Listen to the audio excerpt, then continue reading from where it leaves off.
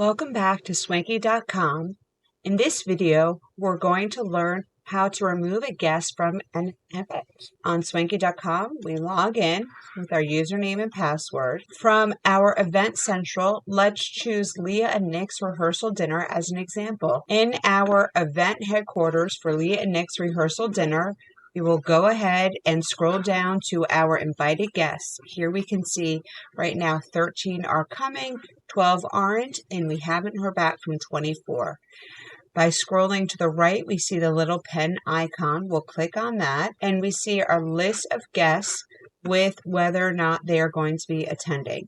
So if we would like to remove Lily Jones from our invited list, we just select her name, scroll to the right, press the three little dots, and uninvite her. As you can see, she's no longer in our list. We just X out, and actually we can see that because she originally was not attending, we see that number dropped from 12 down to 11. Lily Jones will still remain in your guest central, however, for future invitations. That's it. Thanks for watching and happy planning.